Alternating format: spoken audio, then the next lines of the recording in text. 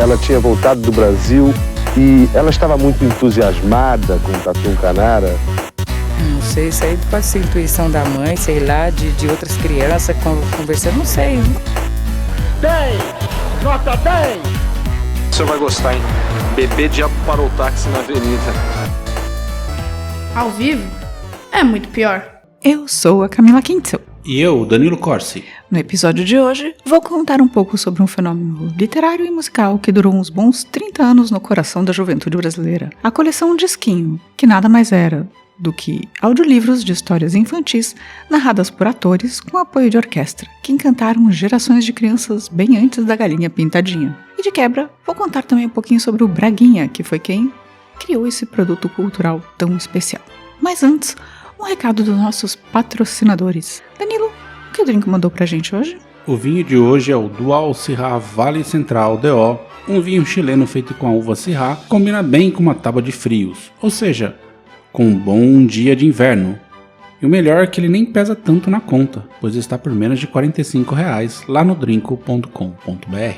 Brinde história. Tchim tchim. Tchim tchim.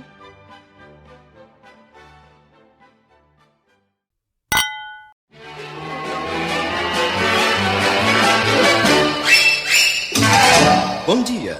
Vocês se lembram de mim? Sou João Grilo. Vou contar-lhes a história de Pinóquio que vocês poderão acompanhar tintim por tintim. Era uma vez um carpinteiro bonzinho chamado Gepeto, que morava numa casa com seu gato Fígaro e seu peixinho dourado Cleo. Gepeto não tinha filhos, mas como ele queria um menino. Uma noite, Gepeto se meteu a talhar um pedaço de madeira e conseguiu fazer dele um menino.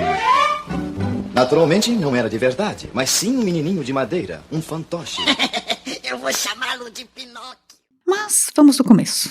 A coleção Disquinho foi lançada em 1960 pela Continental em discos de vinil colorido. Ela queria discos menorzinhos, você lembra, Danilo? Sim. E eles eram cada um de uma cor. Cada disco apresentava uma história musical interpretada pelo Teatro Disquinho, com narrações de Sônia Barreto no começo, que tornou-se uma voz clássica das narrações. Vamos ouvir um pouquinho da narração? Lá está o sapinho, na beira do rio, tristonho, coitado, cantando sozinho. Na verdade, o nome real de Sônia Barreto era Maria Luísa Moscharo. Ela nasceu em 25 de março de 1910, no bairro de Santa Teresa, no Rio de Janeiro. Formou-se em canto e piano no Instituto Nacional de Música e virou professora de piano. Era uma grande compositora, que criou cerca de 2.000 canções. Começou a trabalhar em 1931 na Rádio Educadora como pianista e depois também como cantora. Em 1933 ela foi eleita a revelação do rádio, já com o nome artístico de Sônia Barreto. No ano seguinte, Sônia recebeu o título de Rainha da Canção e também foi radioatriz de inúmeras radionovelas, tendo sido protagonista da versão radiofônica de Éramos Seis. Lembra que a gente contou aqui da versão de Éramos Seis da coleção Vagalume, né? Então, com essa experiência de atriz e cantora, ela virou a dubladora da coleção Disquinho e a principal voz dessa marca, né? A segunda fase da coleção, a voz era de Simone Moraes, que substituiu Sônia. Vamos também ouvir um pouquinho da voz de Simone, para vocês lembrarem como era a narração. Olhem só, mas que gracinha! Lá vem vindo Joãozinho com seu cãozinho Lulu, tocando a sua flautinha, uma flauta de bambu. Joãozinho tem amigos, muitos amiguinhos.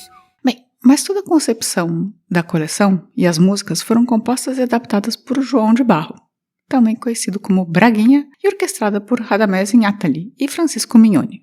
Carlos Alberto Braga, mais conhecido como Braguinha e também pelo pseudônimo João de Barro, nasceu no começo do século XX, em 1907, no Rio de Janeiro. Ele foi um dos maiores compositores do Brasil e o compositor com carreira mais longeva, com quase 400 composições. Ele usava o pseudônimo João de Barro em homenagem ao pássaro arquiteto, pois ele mesmo estudava arquitetura, que acabou abandonando para se dedicar à música com o Bando dos Tangarás, um conjunto musical ao lado de Noel Rosa e Almirante, que é só em ótima companhia, né? Braguinha fez muita música que a gente conhece, como As Pastorinhas, Balancê, Chiquita Bacana, Pirata da Perna de Pau e Touradas em Madrid. Também fez a letra de Carinhoso, do Pixinguinha. E aqui eu coloquei aqui para vocês lembrarem da Pirata da Perna de Pau, para a gente lembrar do Braguinha.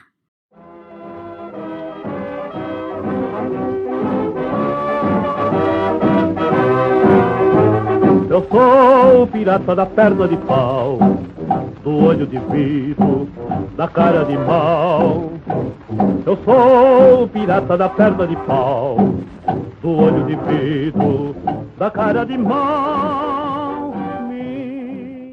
Mas talvez a maior inovação de Braguinha foi justamente a concepção da coleção Disquinho, algo que não existia antes no Brasil: audiolivros orquestrados para criança. Sim, foi na época que ele era diretor artístico da Continental que ele teve a ideia da coleção Disquinho, porque percebeu, depois de ter sua filha, que havia pouco conteúdo para o público infantil. Eu imagino que realmente, né, nessa época... É só nos anos 80, né, que a coisa começou para valer para esse tipo de público. Sim. Assim, ele começou a produzir histórias para crianças. As músicas eram compostas e adaptadas por ele, que usava como base fábulas de Esopo, contos do Hans Christian Andersen e dos irmãos Grimm, além de lendas indígenas, cantigas de roda e textos de domínio público. Depois, essas canções eram orquestradas pelos maestros Radamés Inátali e Francisco Mignone, dois gênios da música brasileira também, e narradas pela narradora principal, além de terem outros atores, né, do Teatro Disquinho, que era uma companhia montada só para este fim. A coleção apresentava também contos de fadas, incluindo versões licenciadas da Disney, como Alice no País das Maravilhas,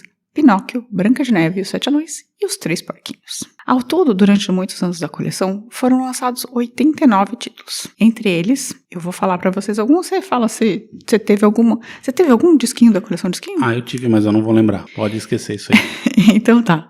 Entre eles, a Bela Adormecida, a Bela e a Fera, a Cigarra e a Formiga, Festa no Céu, a Galinha dos Ovos de Ouro, a Gata Borralheira, a Lebre e a Tartaruga, a Ladinha, a Lâmpada Maravilhosa, Ali Babá e os 40 Ladrões, o Burrinho e o Sal, o Gato de Botas, o Lobo e os Três Cabritinhos, o Pequeno Polegar, Soldadinho de Chumbo, os Três Porquinhos, Pedro e o Lobo, Pinóquio, Rapunzel, Alice no País das Maravilhas, Branca de Neve e os Sete Anões, Chapeuzinho Vermelho e João e Maria. Esses são os mais conhecidos, mas também tem muitas fábulas, né? Muitas fábulas. Ou seja, os grandes clássicos dos contos de fada e também as fábulas.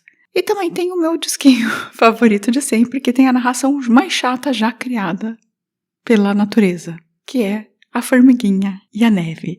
O Danilo conhece muito bem, porque volta e meia. Minha citação é constante. Eu cito essa maravilhosa parte do Desprende o Meu Pezinho.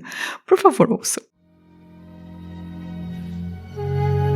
Oh, morte, tu que és tão forte, que matas o homem, que bate no cão, que persegue o gato, que come o rato, que rói o muro, que tapa o sol, que derrete a neve, desprende meu pezinho.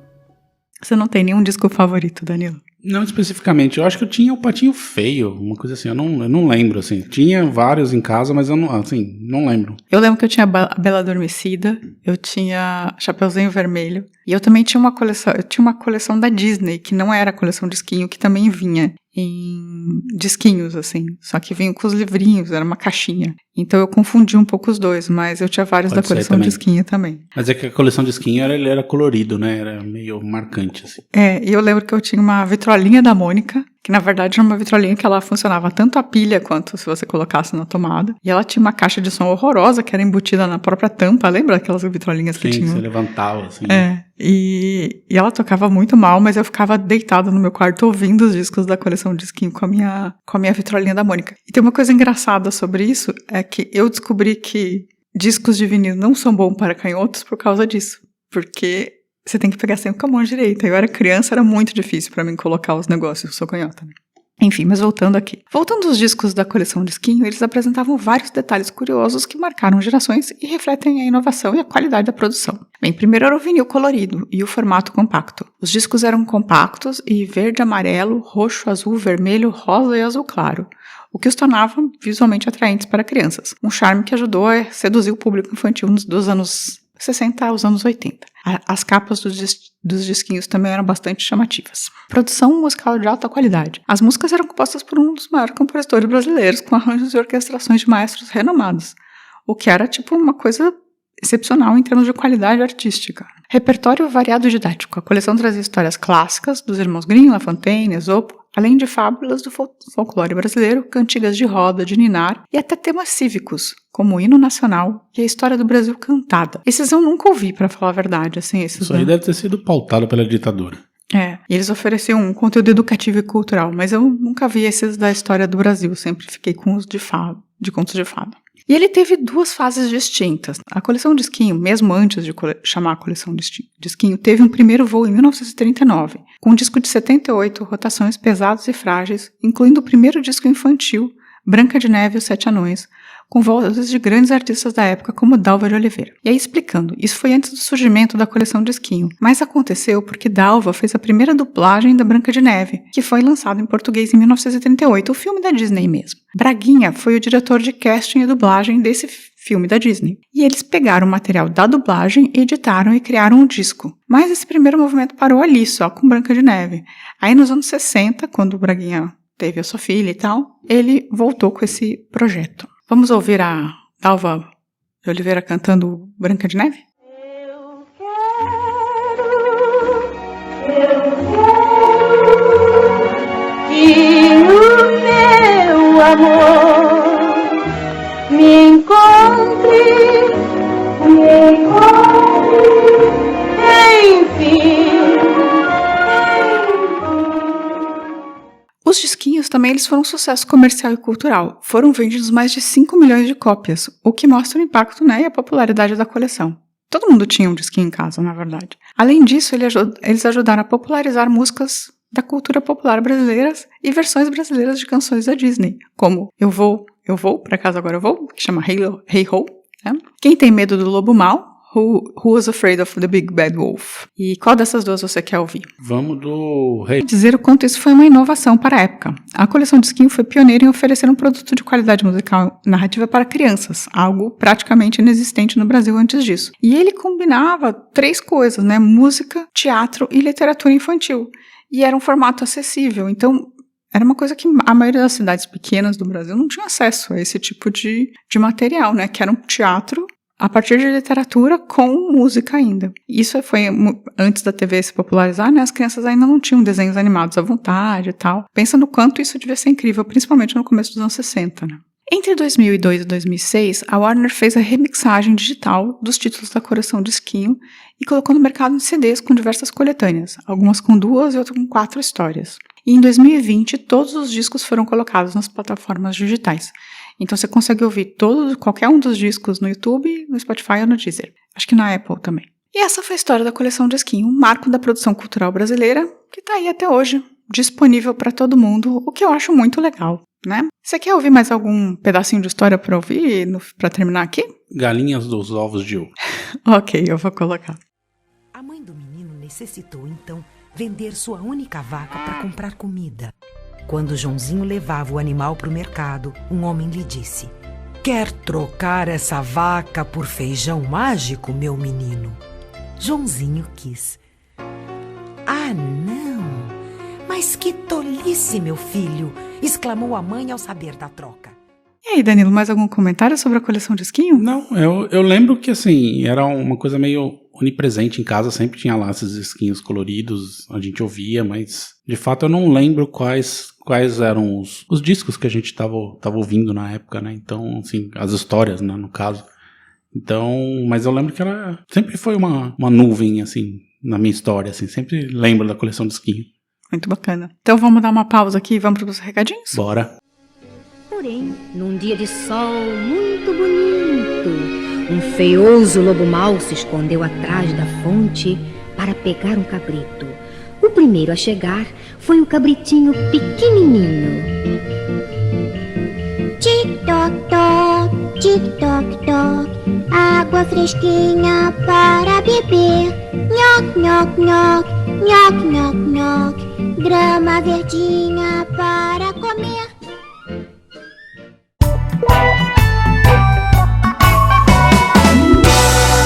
Recadinhos. Danilo, se a pessoa quiser dizer que vai fazer a nova coleção Disquinho, quer contar pra gente, como faz? Manda e-mail para contato@muitopior.com.br. Pode procurar a gente nas redes sociais, a gente tem o Facebook, o Instagram e o X.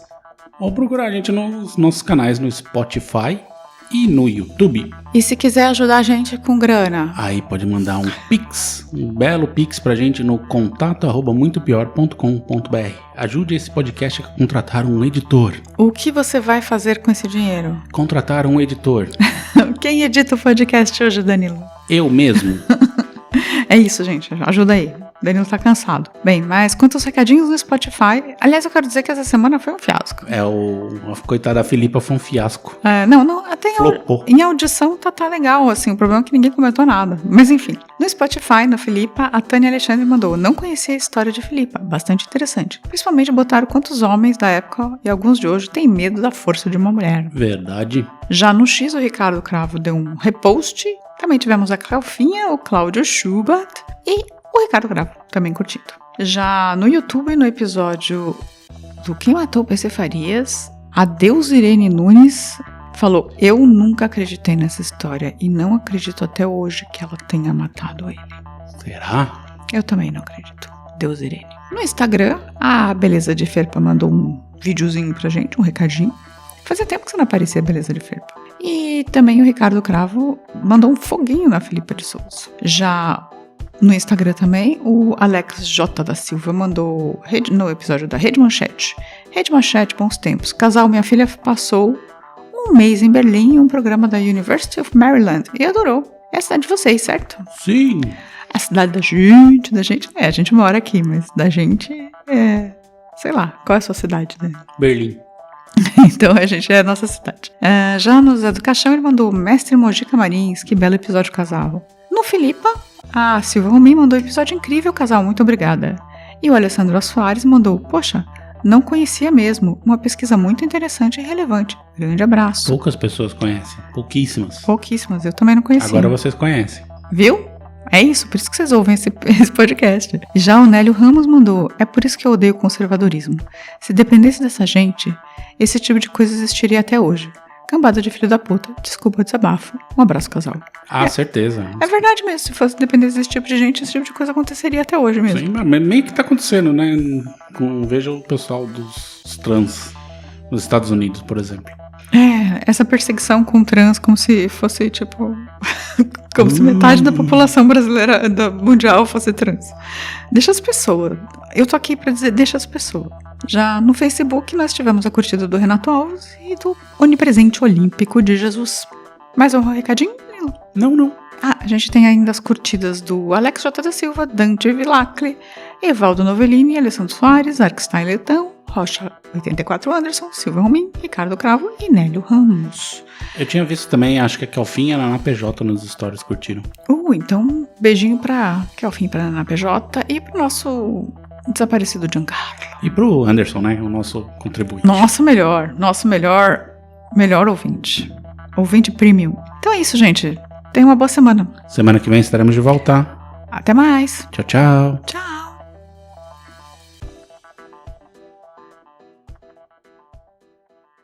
A vida é muito pior. Esse episódio é um oferecimento de trinco.com.br e siteguy.dev.